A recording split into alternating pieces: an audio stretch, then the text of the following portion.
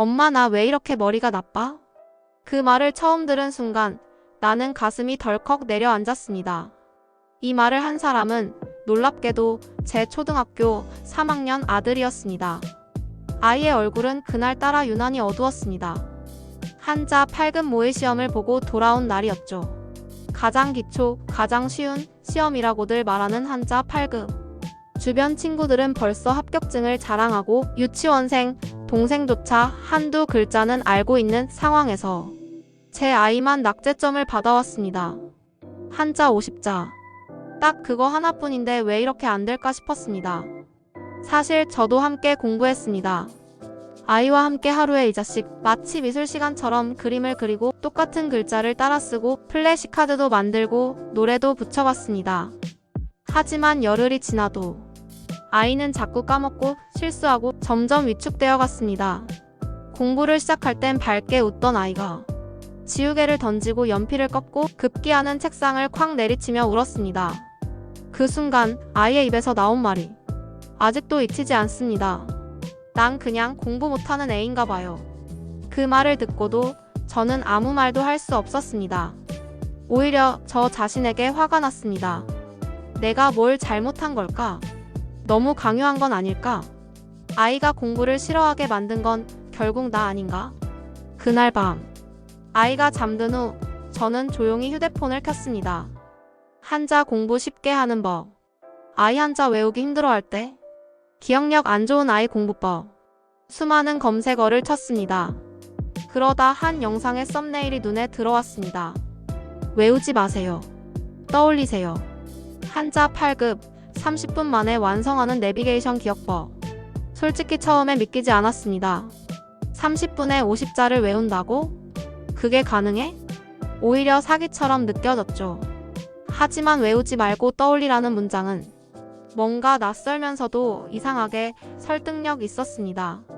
기억은 반복이 아니라 떠오를 수 있게 만드는 장치라는 말이 계속 마음에 맴돌았습니다. 다음 날 조심스럽게 아이에게 물어봤습니다. 우리 그냥 한번 새로운 방식으로 해볼까? 이번엔 안 외워도 돼.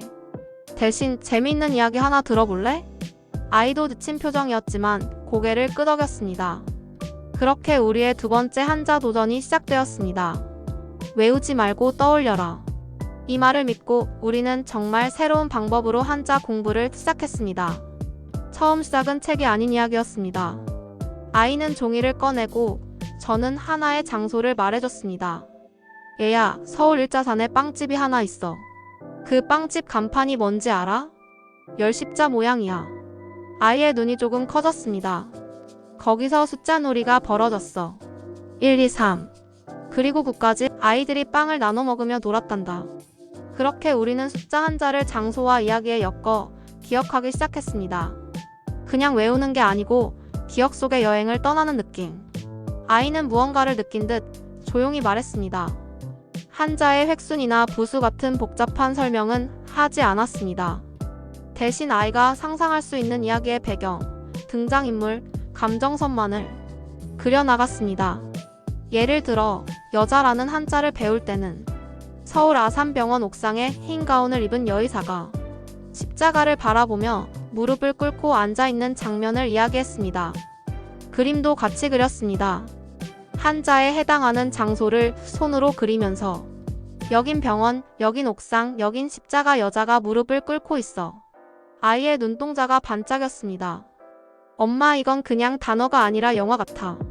바로 그겁니다. 기억은 글자가 아니라 장면으로 남는다는 원리를 아이가 직접 느낀 순간이었습니다. 그날 저녁 우리는 처음으로 10개 한자를 15분 만에 기억했습니다. 그것도 억지로 외운 것이 아니라 하나하나 이야기를 나누고 상상하고 웃으며 기억했습니다. 얘야, 물수는 어떻게 기억했지?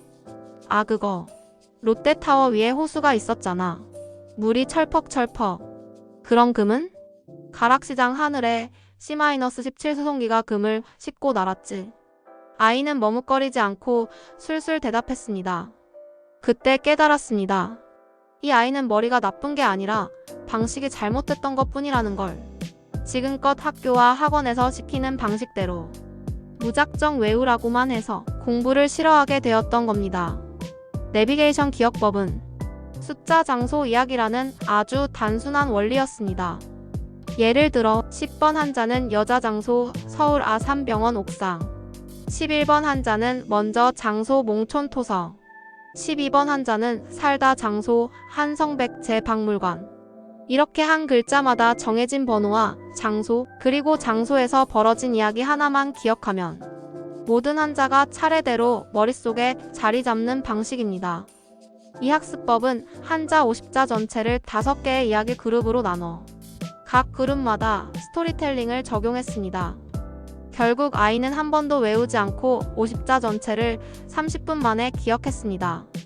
그리고 무엇보다 놀라운 건 다음 날이 지나고 그 다음 주가 지나도 아이는 그 글자들을 모두 기억하고 있었다는 것입니다. 엄마, 오늘도 그 이야기 해줘. 그 공사장에서 일하던 중소기업 사장이 은퇴하고 청산에 가서 살던 이야기. 중소기업 사장이 등장하는 이 한자 그룹은 마디촌 가운데 중 자글소 길장, 외박가되 문문 푸를청 산산 일만만 해년으로 구성되어 있습니다. 단순히 글자만 나열하면 복잡하고 어려워 보이던 글자들이 이야기 하나에 담기자 마치 한 편의 애니메이션 에피소드처럼 기억에 각인된 겁니다. 그리고 어느 순간 아이의 한자 실력이 늘어난 것보다 더 놀라운 변화가 생겼습니다. 그건 자신감이었습니다. 아이의 얼굴이 달라졌습니다. 한자를 외우기 싫다며 울던 아이가 이제는 아침마다 먼저 책을 펼치고 앉습니다.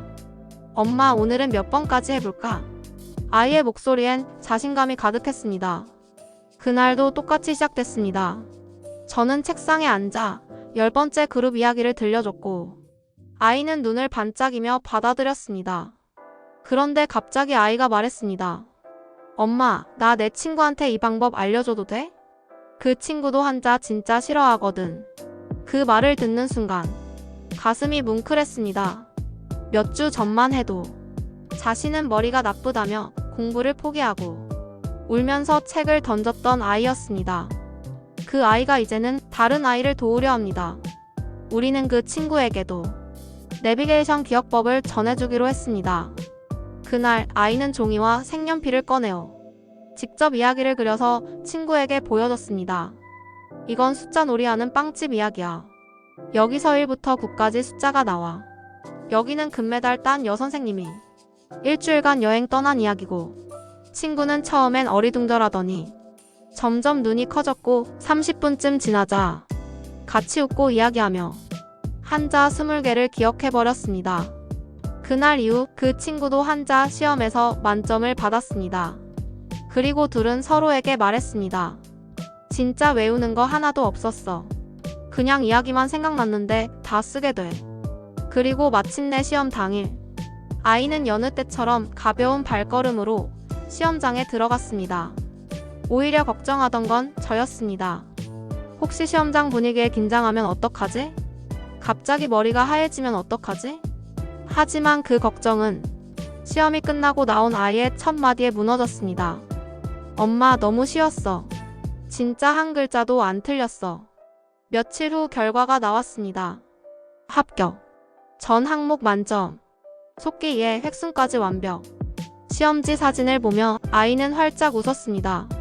엄마, 나 공부 잘하는 애 맞지? 이젠 머리 나쁘다고 생각 안 해도 되지? 저는 아무 말 없이 아이를 안아줬습니다. 참았던 눈물이 왈칵 쏟아졌습니다. 한자의 50자. 사람들에겐 단순한 단어였을지 몰라도 우리 아이에겐 자존감을 회복하는 숫자였습니다. 자신이 무능하다고 뒤처진다고 믿었던 마음에서 내가 할 수 있다는 믿음으로 건너온 달이었습니다. 그 뒤로 아이는 공부하는 자세도 달라졌습니다. 이제는 외워야 한다가 아니라 어떻게 기억할까를 먼저 고민합니다. 내비게이션 기억법은 단순한 학습법이 아니었습니다. 그건 아이에게 생각하는 힘, 상상하는 재미, 그리고 무너졌던 자존감을 회복하는 감정 회로였습니다. 그리고 놀라운 일은 또 하나 더 있었습니다. 그 학습법을 접한 뒤 아이는 다른 과목에서도 두각을 나타내기 시작했습니다. 역사, 영어 단어, 수학 공식, 모든 공부를 스토리와 연결해서 기억하는 방법을 스스로 터득하기 시작했습니다. 엄마, 이건 내 이야기 속에 넣으면 돼. 연상하면 다 기억나. 그 말을 듣는 순간 저는 다시 눈시울이 뜨거워졌습니다. 이 아이는 더 이상 과거의 아이가 아니었습니다. 머리가 나빠서 공부 못한다고 스스로 단정짓던 아이가 아니라 기억하고 상상하고 이해하는 방법을 알게 된 사람이었습니다. 단 30분의 이야기. 그 30분의 경험이 아이의 공부 인생을 완전히 바꿔놓았습니다. 아이의 합격 소식을 들은 그날 밤, 저는 아이가 잠든 얼굴을 바라보며 조용히 속삭였습니다. 잘했어, 정말 잘했어. 그리고 제 자신에게도 말했습니다. 공부는 외우는 게 아니라 기억하는 방법을 찾는 거야. 누구든지 가능한 일이었어. 우리는 그동안 공부를 고통이라고 생각해왔습니다. 어릴 적부터 반복된 주입식 학습, 틀리면 혼나고 못 외우면 나고자가 되는 분위기. 그 속에서 많은 아이들이 자신을 머리 나쁜 아이라고 생각하게 됩니다. 그게 아니었습니다. 방법이 달랐을 뿐이었습니다. 이야기를 기억하는 능력. 이미 아이들은 그 능력을 태어날 때부터 가지고 있습니다. 애니메이션 한 편을 보면 주인공 이름, 에피소드, 반전까지 줄줄 외우는 아이들. 자기가 좋아하는 게임 속 배경, 기술 이름까지 머릿속에 정확히 기억해내는 아이들. 그 아이들이 한자 50자를 못 외운다고요? 그럴 리가 없습니다. 우리는 아이에게 틀린 옷을 입히고 있었던 겁니다. 지식이 당기지 않는 방식으로만 공부를 시켜왔던 거죠. 외워라, 반복해라, 틀리면 또 써라. 이제는 그런 방식이 아니라 떠올려라, 상상해라, 연결해라 라는 방식으로 바꿔야 할 때입니다. 아이의 눈빛이 증명했습니다. 한자책을 펼치는 게 두려워서 울던 아이가 이젠 그 책을 친구에게 보여주며 말합니다. 이건 그냥 암기하는 게 아니야. 이야기야. 너도 할 수 있어. 그 말 한마디가 얼마나 큰 울림이었는지 모릅니다. 단지 시험에 합격했다는 사실보다 저는 이 아이가 누군가에게 자신이 경험한 기쁨을 나누려 한다는 것이 무엇보다 자랑스러웠습니다. 그리고 그 순간 저는 깨달았습니다. 이 학습법은 단순히 한자 8급을 위한 것이 아니라 삶을 위한 기억법이라는 걸요. 공부는 결국 문제를 푸는 기술이 아니라 나를 믿게 하는 힘을 키우는 과정입니다. 나는 할 수 없다 라는 말을 나도 할 수 있다 로 바꾸는 그 작은 전환. 그 전환 하나가 아이를 바꾸고 가정을 바꾸고 앞으로의 인생을 바꿉니다. 지금 이 순간에도 어딘가엔 책상 앞에서 울고 있는 아이가 있을지도 모릅니다. 공부가 안 된다고, 자신은 안 맞는다고 포기하려는 마음을 품은 아이. 그 아이에게 이 감동적인 한마디를 들려주고 싶습니다. 괜찮아. 넌 틀린 게 아니야. 그저 내게 맞는 방법을 아직 찾지 못했을 뿐이야. 그리고 이제 우리가 함께 찾아줄 수 있어. 그게 바로 이 영상을 만든 이유입니다. 우리는 더 이상 아이들에게 공부는 고통이라고 말하지 않을 겁니다. 이젠 말할 겁니다. 공부는 놀이다. 기억은 여행이다. 지식은 이야기다. 그렇게 아이가 스스로 공부를 사랑하게 되는 세상을 위해 오늘도 작은 이야기를 전합니다. 혹시 지금 이 영상을 보면서 당신도 마음 한켠이 뭉클해지셨나요? 우리 아이가 혹은 예전에 내가 그랬던 것처럼 공부 앞에서, 기억 앞에서 자꾸만 좌절하던 순간이 떠오르셨나요? 그렇다면 당신은 이미 이야기의 주인공입니다. 공부를 잘하는 사람은 타고난 게 아닙니다. 기억하는 방식을 제대로 배운 사람일 뿐입니다. 그리고 그 방법을 오늘 당신도 알게 되었습니다. 외우지 마세요. 떠올리세요. 이 한 문장이 우리 아이의 인생을 바꿨고 또 다른 수많은 아이들의 눈빛을 밝히고 있습니다. 지금 이 채널에 구독하신다면 한자 8급뿐 아니라 영어 단어, 역사, 연표, 과학 공식까지도 쉽고 재미있게 떠올릴 수 있는 기억의 혁명을 함께 하실 수 있습니다. 이 영상을 보고 계신 당신도 혹시 공부 때문에 좌절했던 경험이 있으신가요? 나는 왜 이렇게 기억력이 안 좋을까? 우리 아이는 왜 공부에 흥미가 없을까? 그 고민을 이 특별한 방법으로 바꿔보세요. 외우지 마세요. 떠올리세요. 한자도 영어도 역사도 다 이야기로 바뀝니다. 지금 이 순간 당신과 아이의 공부에 작지만 큰 기적이 일어날 수 있습니다. 구독 버튼을 누르고 저희 채널에서 더 많은 이야기, 더 많은 기적을 만나보세요.